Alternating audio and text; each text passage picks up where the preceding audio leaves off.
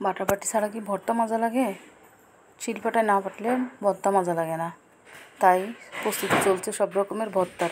আসসালামু আলাইকুম বন্ধুরা, চলুন তাহলে দেখা যাক আমার আজকের রেসিপি। আজকের রেসিপি হলো খুদের ভাত সাথে বিভিন্ন রকমের ভর্তা। প্রথমে আমি বেগুন পুড়িয়ে নেব। বেগুনের গায়ে আমি আগেই একটু তেল মেখে নিয়েছিলাম। বেগুনটা আমি চুলায় দেবো, উল্টা পাল্টায় আমি বেগুনটা পুড়িয়ে নিব। এদিকে অন্য চুলায় আমি একটা প্যান বসিয়ে দেবো। প্যানে আমি নিয়েছি 2-3টা বাঁশপাতা শুটকি। আমি আগেই ভালো করে ধুয়ে নিয়েছিলাম গরম পানিতে। এটাকে ভালো করে ভেজে একবার মশমশা করে নিব। এরপর একটা প্লেটে উঠিয়ে নেব।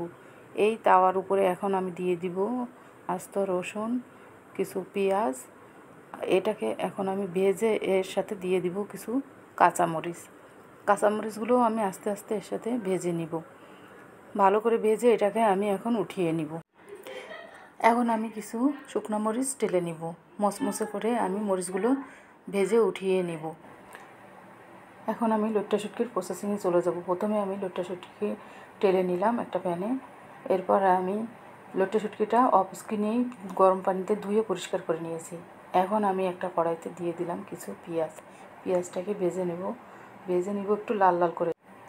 এরপর দিয়ে দেব 1 চা চামচ আদা বাটা, 1 চা চামচ রসুন বাটা দিয়ে একটু ভেজে নিব। ভেজে নেওয়ার পরে দিয়ে দেব কিছু গোট গোট করে কেটে নেওয়া রসুনটাকে একটু ভেজে পরে আমি এর ভিতর দিয়ে দিব সামান্য একটু পানি, দিয়ে দিলাম লবণ, দিয়ে দিলাম 1 চা চামচ হলুদ, 1 চা চামচ মরিচের গুঁড়া, 1/2 চা চামচ জিরার গুঁড়া।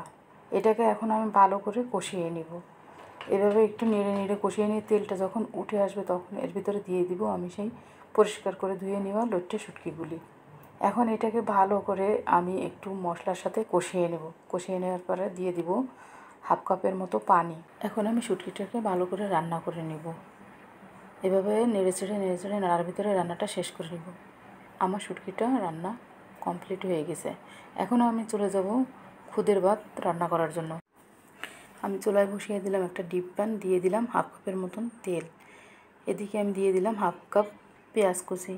পেঁয়াজটাকে একটু ভেজে নিব। ভেজে একটু লাল করে নিব। এর ভিতরে দিয়ে দিব 2টা তেজপাতা, 2 টুকরো দারচিনি, 2টা এলাচ।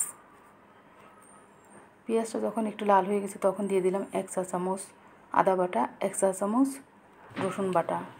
এই মশলাটাকে আমি আরেকটু ভেজে নিব যাতে কাঁচা গন্ধটা না আসে। এখন দিয়ে দিব আমি সেই খুদের চালগুলো। এখানে আমি 1 কেজি খুদের চাল নিয়েছি। এটাকে আমি ভালো করে একটু নেড়ে চেড়ে মিশিয়ে দিব মশলার সাথে। এখন দিয়ে দিলাম 1 টেবিল চামচ লবণটা স্বাদ মতন। এখন আমি দিয়ে দিব 6 কাপের মতো পানি। যেহেতু এটা আস্ত চাউল না, খুদ, তার জন্য পানিটা একটু কম লাগবে। এখন ভালো করে মিশিয়ে দিয়ে আমি ঢাকনা দিয়ে ঢেকে দেবো ফুল আছে 10 মিনিটের। 10 মিনিট পরে আমি ঢাকনাটা সরিয়ে নিলাম। এদিকে আমার চালের পানিটাও শুকিয়ে গেছে। এখন আমি এটাকে ভালো করে নেড়ে চেড়ে আবার 20 মিনিটের জন্য ঢেকে দিব লো হিটে। 20 মিনিট পরে ভাতটা আমার ঝরঝরে হয়ে গেছে। এটাকে এখন আমি ঢাকনা দিয়ে ঢেকে দমে রেখে দেবো 10 মিনিটের জন্য। এখন আমি শীতল ভর্তাটা করে নিব।